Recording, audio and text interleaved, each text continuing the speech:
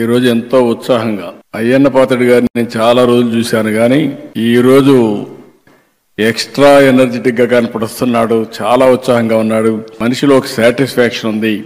ఒక మంచి పని చేశామని. అలాంటి గౌరవ శాసనసభ అధ్యక్షులు అయ్యన్న పాత్రుడు గారు, మిత్రులు గౌరవనీయులు డిప్యూటీ సీఎం పవన్ కళ్యాణ్ గారు, సరే ఎన్టీ రామారావు గారు ఆ రోజు ఏ డైలాగ్ అది చెప్పాడో డైలాగ్స్ మాత్రం ఎక్కడ రాజీ పడలేదు.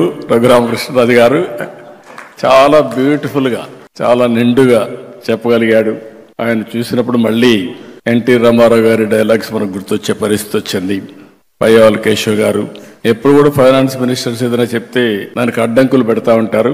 అందుకే అయ్యన్న పాత్రుడు గారు చెప్పారు, అడ్డంకులు పెట్టకుండా డబ్బులు ఇచ్చారని. వారిని కూడా మనస్ఫూర్తిగా అభినందిస్తూ ఈ రోజు ఎంతో ఉత్సాహంగా అయ్యన్న పాత్రుడు గారిని నేను చాలా రోజులు చూశాను కానీ ఈ రోజు ఎక్స్ట్రా ఎనర్జెటిక్ గా కనపడుస్తున్నాడు. చాలా ఉత్సాహంగా ఉన్నాడు. మనిషిలో ఒక సాటిస్ఫాక్షన్ ఉంది.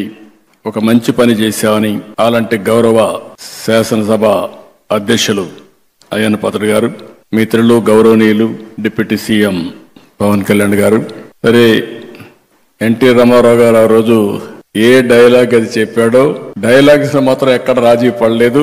రఘురామకృష్ణరాజు గారు చాలా బ్యూటిఫుల్ గా చాలా నిండుగా చెప్పగలిగాడు.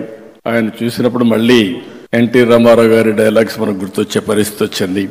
పయ్యావల కేశవ్ గారు ఎప్పుడు కూడా ఫైనాన్స్ మినిస్టర్స్ ఏదైనా చెప్తే దానికి అడ్డంకులు పెడతా ఉంటారు. అందుకే అయ్యన్న పాత్రుడు గారు చెప్పారు, అడ్డంకులు పెట్టకుండా డబ్బులు ఇచ్చారని. వారిని కూడా మనస్ఫూర్తిగా అభినందిస్తూ